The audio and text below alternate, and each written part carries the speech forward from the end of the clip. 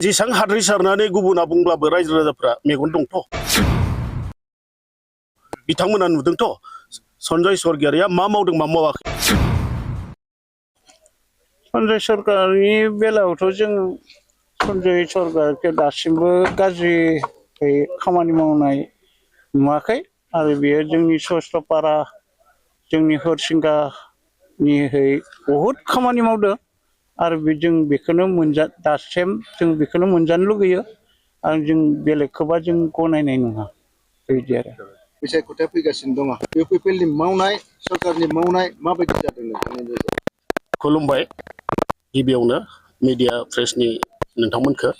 आं दिनै मिडिया प्रेसाव बेखौनो बुंनो नागिरदों फैबाय थानाय बिसायख'थिनि थाखाय गोबां फुवा ओंखारदों जिहेतु एक्जिस्टिं MCLA बिथांखौ गोबां सुबुंफोरानो एगेन्स्ट पार्टिफोराबो बुंदों गावनि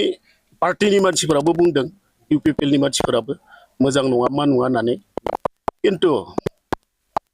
बिथांखौ मोजां नङा होननानै मा प्रमान होनो हादों बिथांमोना दिनै दि खुगासिदों सरगियारिनि माबायाव एगेन्स्टआव बिथांमोना मा प्रुफ होनो हागोन?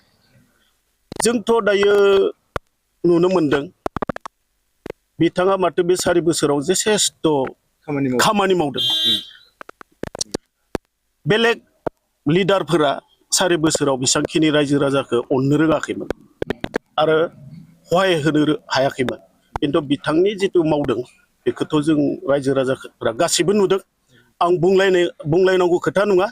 किन्तु रायजो राजाफोरा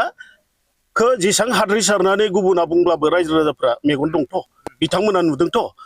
सन्जय सरगियारिया मा मावदों मा मावाखै। थारमाने नोंथांनि नोजोराव सन्जय सरगियारिया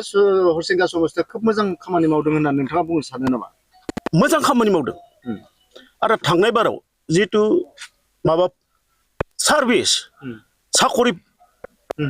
रिजाल्ट जादों हरिसिंगा समस्तियावनो हाइस साकरि मोननाया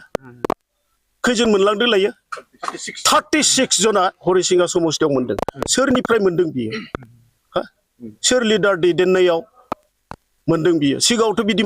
मोनाखैमोन बिपिएफआ 17 बोसोर सलायबाय जोंनि हरिसिंगायाव सोर सासे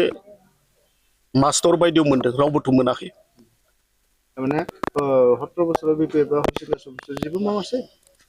मावदोंबाबो बेफोरबायसा लाइमोनफोरनि थाखाय बा साकरिफोरनि थाखाय जोंनि नुनायाव मोननो हायासै आरो आंबो बिपिएफआवमोन आंबो 15 बोसोर बिपिएफ खालामबोबाय किन्तु बिथांमोननि मावनाय दांनायफोरखौ बांद्राय मोजां मोनैखाय आङो इउपिपिएलआव सामिल जाबाय माने रुलिं पार्टिजों थानानै हेफाजाब होनानै रायजो राजाफोरनि थाखाय मोजां खामानि मावलांथों होननानै आङो हेफाजाब होफैबाय।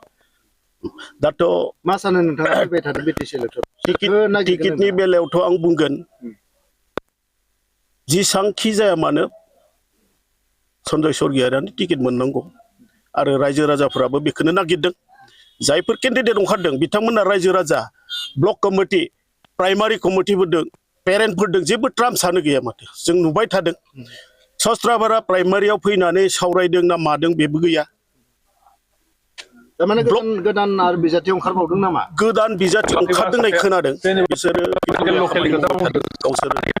एक्सट्रा आन्दो आरो माबा जालांबाय जेनेबा खोनादों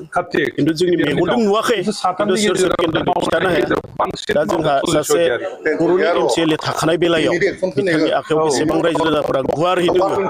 दा बिथांमोनाथ' गोदान बाला रायजो राजाखौ आरो एडजास्ट खालामनो बेसेबां टाइम लागोन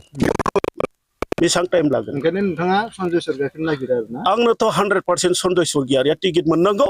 आरो आं प्रमद बर' सारखौबो खावलायदों जाहाथे बिथांनि मावनाय दांनाया अके दा दसे बेयावखायनो फैबाय थानाय